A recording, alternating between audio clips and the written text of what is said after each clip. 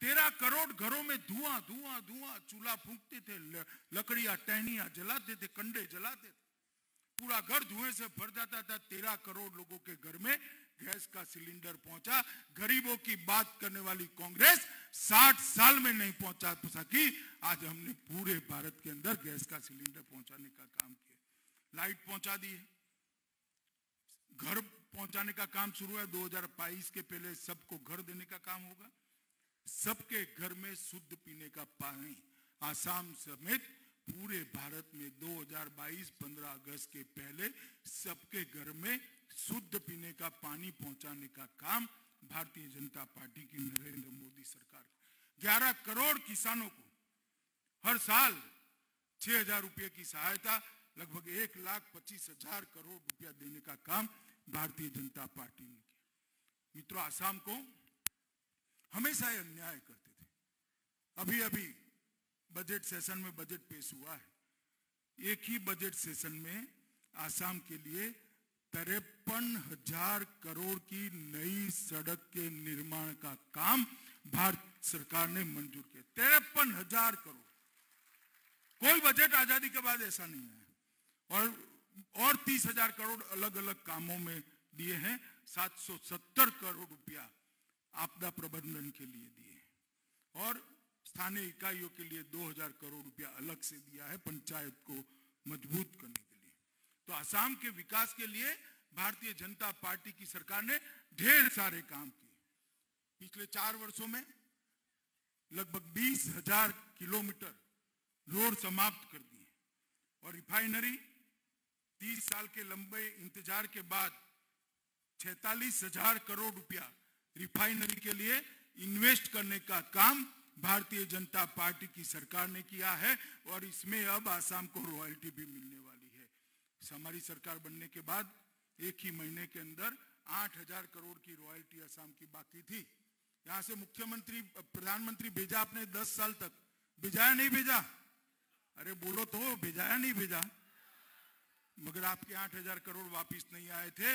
मोदी जी ने 4 ही महीने के अंदर 8,000 करोड़ रुपया आसाम का भेजने का काम कर दिया।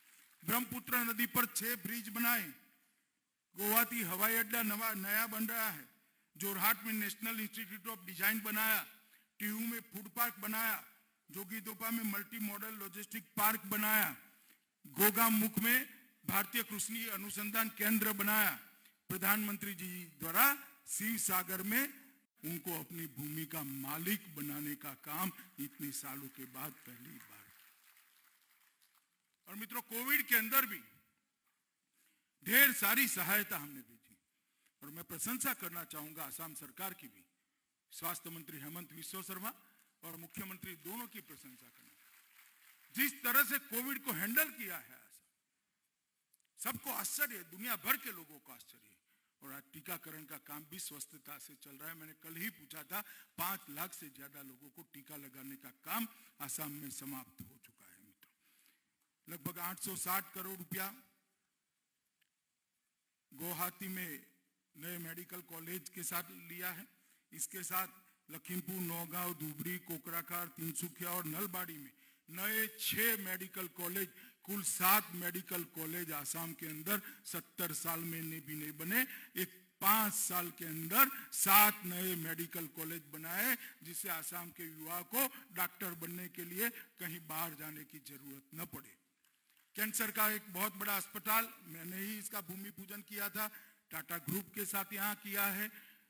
प्रधानमंत्री आयुष्मान भारत योजना और इसके साथ विस्तृत अटल अमृत अभियान, इसको हमने आगे बढ़ाया है और आसाम के लगभग 70% लोगों को कोई भी बीमारी में कितना भी खर्च हो, वो भारतीय जनता पार्टी की नरेंद्र मोदी सरकार और आसाम सरकार देती है। मित्रों, कृषक कल्याण अचोनी, इसकी 3 योजनाओं से ढेर सारा किसान प्रोत्साहन का काम किया है और हमने सबसे बड़ा काम किया है, मैंने आगे बताया आपको, कि गैंडे की सुरक्षा करने का काम ये भारतीय जनता पार्टी की सरकार ने किया है। मित्रों, चाय बागान और चाय, आसाम की चाय विश्व भर में बहुत अच्छे से पी जाती है। उसका टेस्ट, कड़क चाय का टेस्ट अगर कहीं है तो आसाम की चाय पत्ती के अंदर ही है।